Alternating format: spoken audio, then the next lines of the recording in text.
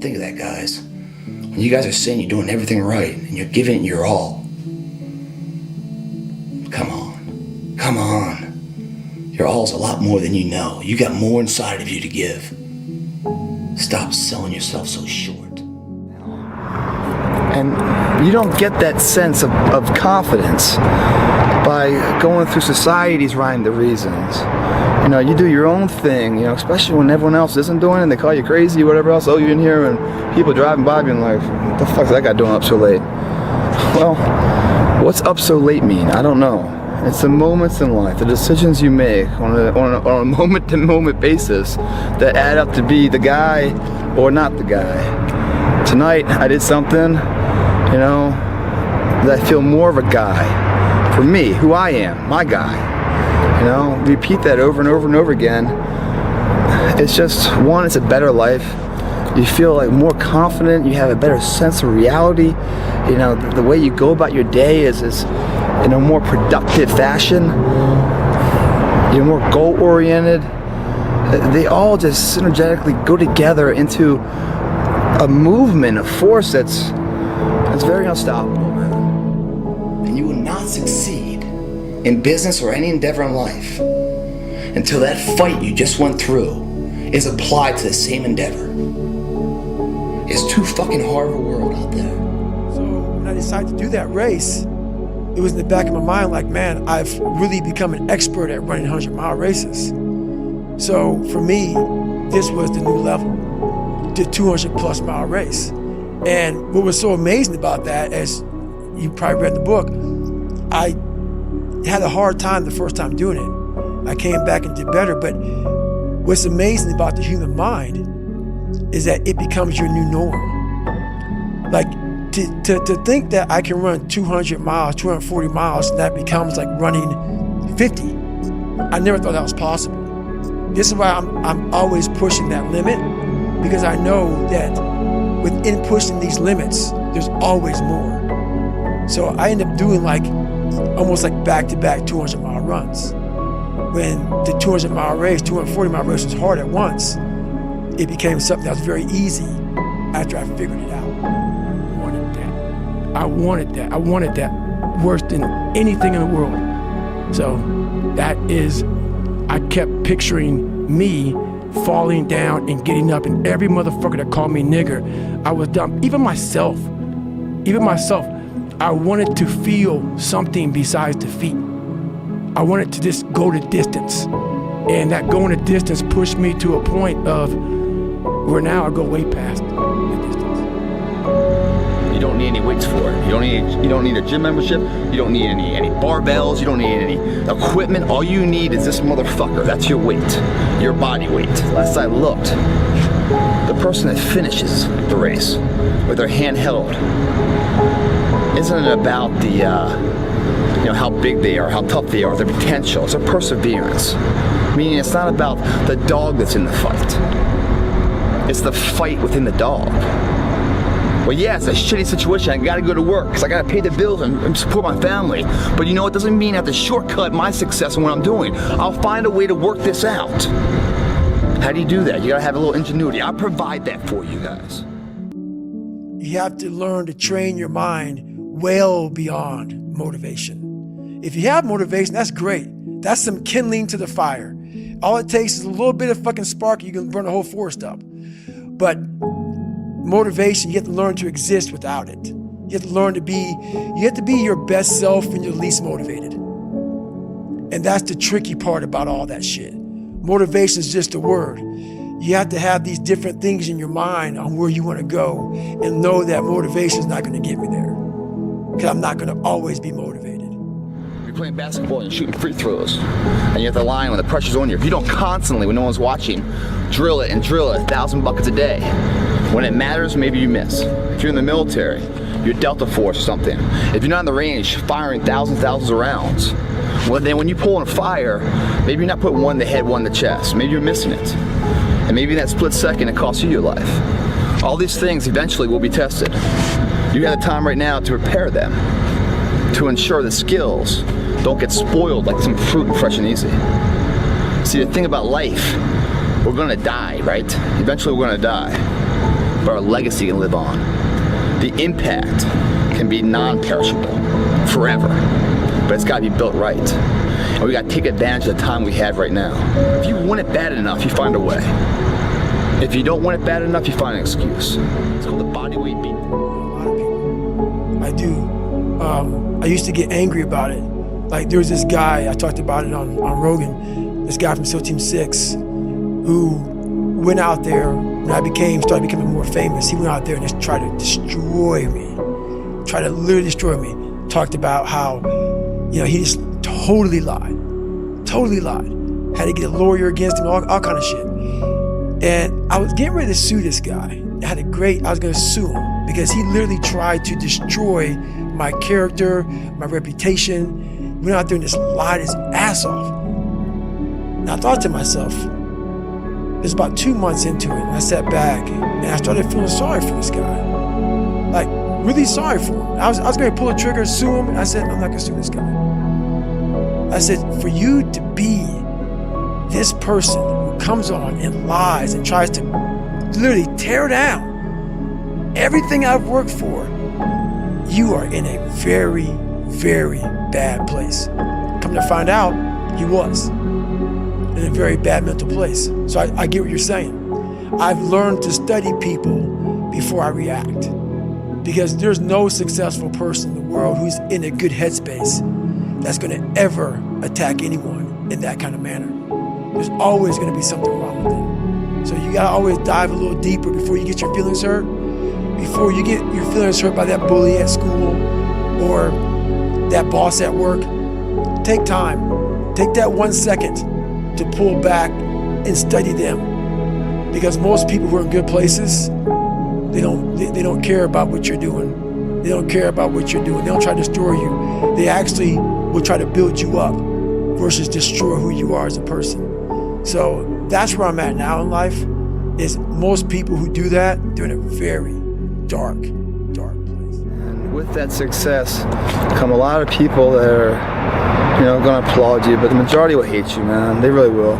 They're gonna hate you because, your success is a spotlight shining down on their misfortune. They fucking hate you for what you're doing is reminding them of their missed opportunities and stuff. So, it's lonely, man. Just like being this only car out in the parking lot.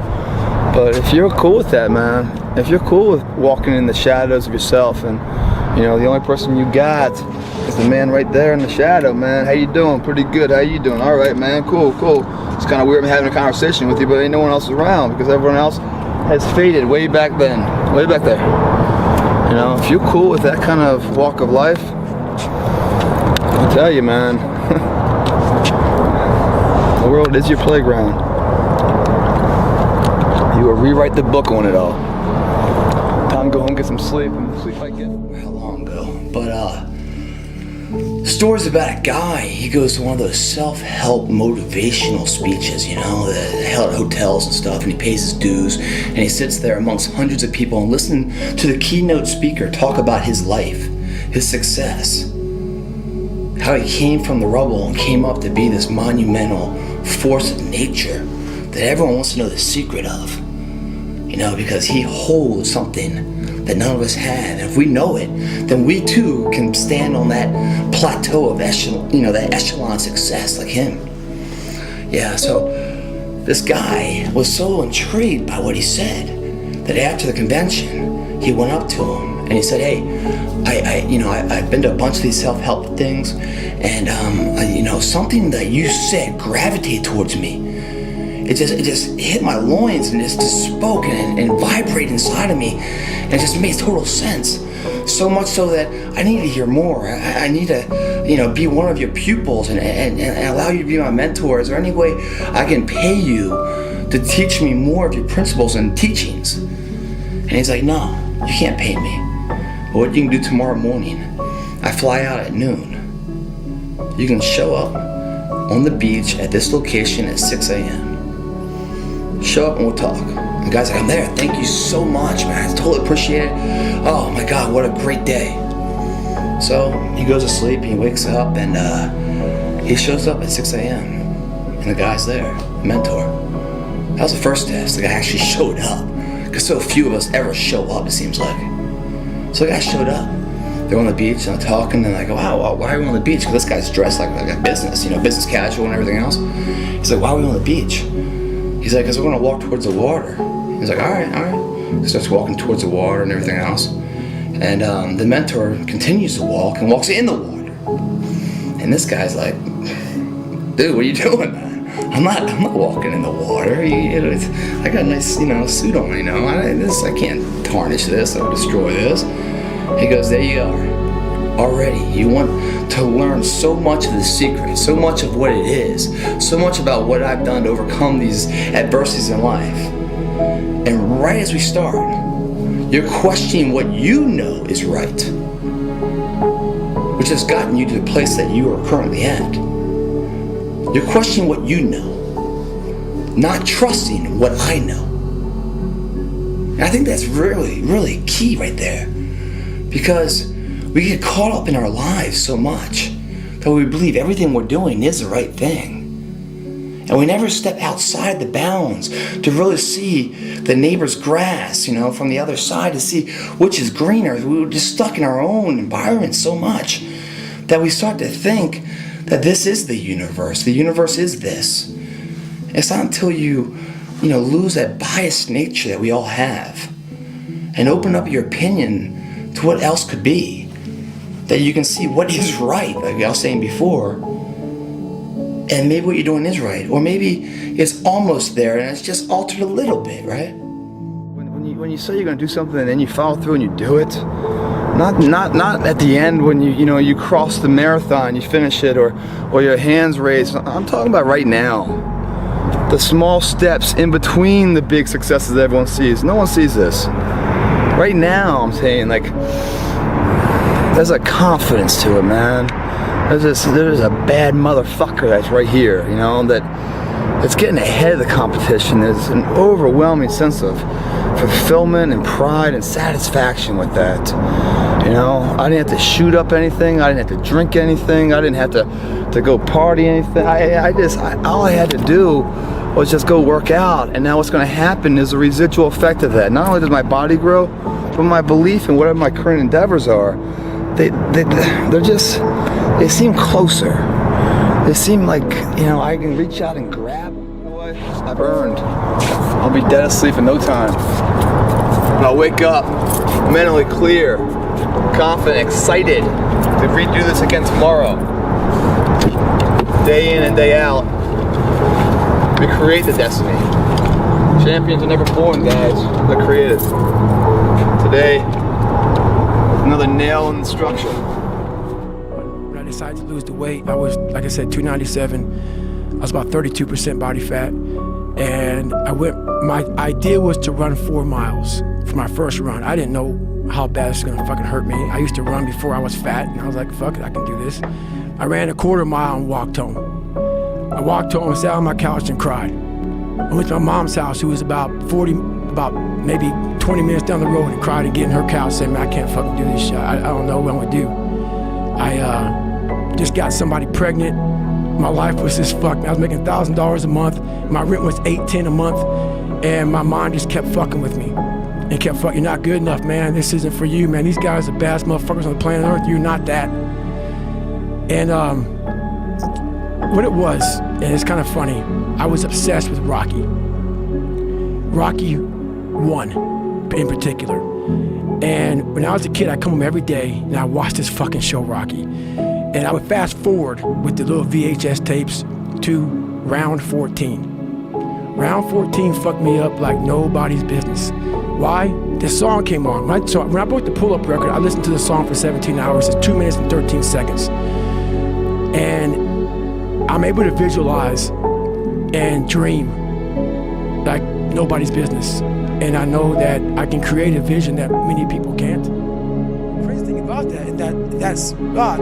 So I got lost the first time. I got seriously sick. Was off course. So basically, I bed down about 12 hours. Then I got back in the race. So I was still part of the official race now. Okay. So the first time I got lost, I got sick, got lost, got back in the race after 12 hours of being out of the race. So now I get to about 200 and some odd miles, and I'm sick as hell. Can't breathe, high altitude pulmonary edema, totally jacked up. And now the doctor tells me, if you get off course now and you go to the doctor, you won't be able to come back and finish the race. So I had to make a call. Like, you know what, I'm pretty messed up, got off. So this is where you're talking about. I'm literally laying in bed and I'm feeling better. And I thought, honestly, I swear to God, I thought that someone was speaking to me. I thought it was Jennifer. It was like, you're not done yet, motherfucker. And I'm like, what the fuck is this? It was actually probably my subconscious saying, get your ass back out there. So I wake Jennifer up. I'm like, hey, how much time do we have until the cutoff? I know that I'm already, DNF'd. So no matter what happens here, I'm not going to be an official finisher of this race. This isn't for glory. No. This is now for the fact that you can. So either you can sit here and not and think about that for a whole year until you come back here and do this, or you can go out there for yourself and take some kind of pride in knowing that you could and you did. So the guy's like, you gonna come or not? And finally he's like, shit, fuck, I guess I will. So this guy walks out into the ocean too in his nice, outfit. And he's like, the mentor's like, come on, keep following me. Going deeper and deeper and deeper. So they're out about like chest level, neck level, something like that. And finally the guy's like, dude, all right, enough. What's the deal here? What are we doing? The mentor turns to him and grabs him physically and dunks him under the water and holds him there. Won't let him out. This guy's like, oh my, what the fuck's going on? This guy went psycho on me. He's trying to drown me and kill me. He's fighting for everything he has to get out of there, get some air and everything else. This guy won't let him up, no matter what he tries. He will not let him up. He's struggling, he's moving, he's twisting. Will not let him up. It's not until the student fucking punches the mentor. The mentor loses his wind for a second there, loosening his grip up, gives him the wind of opportunity to escape his holdings and fucking get some air. And when he gets the air, his first words once he gets some, what the fuck was that? You out of your mind, man? I can sue you for this shit and everything else. He goes, yeah, you can. But now you know what giving it your all is. You can't put anything in it. Once your brain is crowded, discipline is great. Motivation is great, but if you can't fit shit in your brain because it's all fucking cluttered with shit, there's no discipline.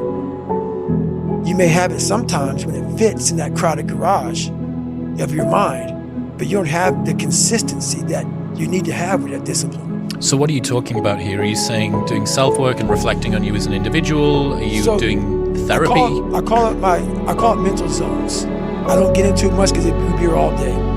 But basically, is you're organizing your mind so you can put that discipline. So a lot of people talk about discipline. Okay, great. Why do you fall off the fucking wagon? Why can't I continue with this routine? Going to the gym, being better, waking up early, eating the right foods. It's because maybe it's your kids, maybe it's your wife, maybe it's your job, and it's all just stuffed in your fucking brain. You don't have it compartmentalized and organized in these nice shelves. Like you look in the garage, it's all fucking a nice organized militant garage. Hey, where are my dumbbells? Right there. A lot of people whose brain, hey, where's my dumbbells? Let me look. They're fucking throwing shit. They're looking through totes. They're all fucked up. So where am I gonna put discipline in that mind if I can't find other shit? You gotta be able to find all these different things in your mind. Oh, I can put discipline right there. I can put consistency right there. I can put all these things right there in that spot. So that's what I'm talking about. If your life is not organized, and your life being everything around you, because it takes one little fucked up piece of an outside interference to clutter your whole mind.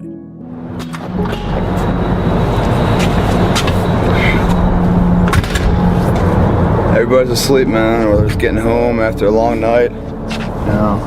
Going out there partying. It's Friday night. It's close to 3 in the morning right now. The thing is, man, it's always going to be a party. It's always going to be a time to celebrate and a time to join friends and or a date. I mean, the bars are always open. Always open. No matter how old you are, they're always open, you know? What's not always open is the opportunity to check the box in life. You know, to achieve your dreams. That's not always open, man. And it's funny, it's like, you know, I'm not saying you do it all the time and everything else, because everyone needs release in life. But it's funny when you're coming here and you're closing the gym up, and there's no one in the parking lot except for my car. And everyone else probably getting home from some party right now, because bars are closed right now too.